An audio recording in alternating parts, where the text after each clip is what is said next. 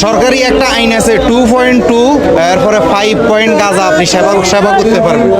আর আল্লাহ পাক রব্বুল আলামিন সূরা আর রহমানের মধ্যে বলে ফাবি ইয়া আলাই রব্বুকুম আতুকাজ্জিমান, তুমি কোন নিয়ামতকে অস্বীকার করবা?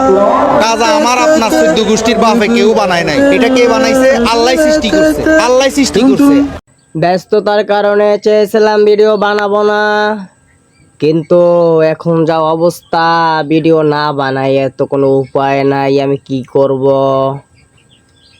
আপনাদের জন্য বলছি, এই যে এখন বর্তমানে নুরুল পাগলার ভক্তরা যারা বিভিন্ন জায়গায় ছড়িয়ে ছিটিয়ে আছে, তাদের বিতর্কিত বক্তব্য অধিকাংশই এইসব বিষয় নিয়ে যারা কথা বলছে, যত ভক্তবৃন্দ উল্টো পাল্টা করছে, এগুলো সবই ভাইরালের জন্য কাজ করতেছে। বাস্তব প্রমাণ আপনাদেরকে বলতেছি। এই যে পাগলাই বলতেছি কি, আপনি কি বুঝতে পেরেছেন যে কোরআনের আয়াতকে বিকৃত করে প্রশ্নের উত্তরকে অন্যভাবে টেনে দিচ্ছে, মুসলমানদের ভিতরে বিভ্রান্তি সৃষ্টি করতেছে? এটা কি আপনারা বুঝতে পারছেন? কিছু বোঝেন না? এর কোনো প্রতিবাদও নেই। একে তো উচিত ছিল মিডিয়ারা এর বক্তব্য না নিয়ে সাথে সাথে একে পিটানো, একে চোতা পিটা করে এর পিঠের ছাল উঠিয়ে দেওয়ার দরকার ছিল, কিন্তু সেটা করেনি। এ কি বলেছে? ফাবি আইয়ি আলা রাব্বিকুমা তুকাজ্জিবান, তোমরা রবের কোন কোন নিয়ামতকে অস্বীকার করবে?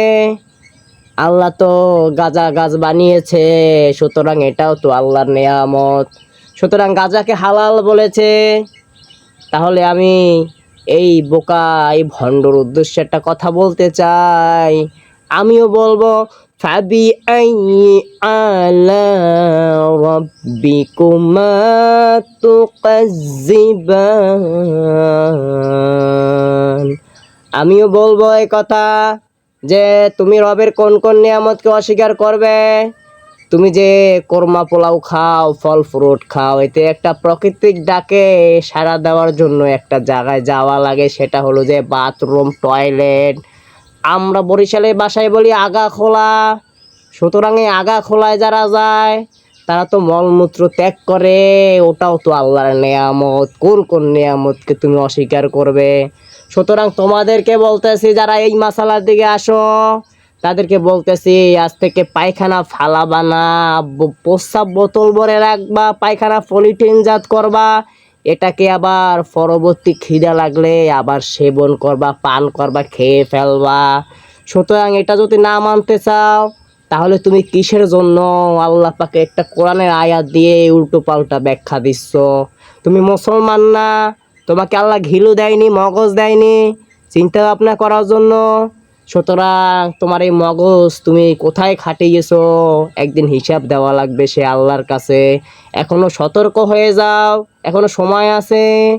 তুমি মনে করছো হুজুররা কিছু বোঝে না, তুমি টুপি মাথায় দিয়া দাড়ি খুঁজি খুঁজি দাড়ি রাইখা আর নাচ গান ঢোল বাদ্য বাজাইয়া মনে করছো তুমি জান্নাত পাইয়া যাওয়া।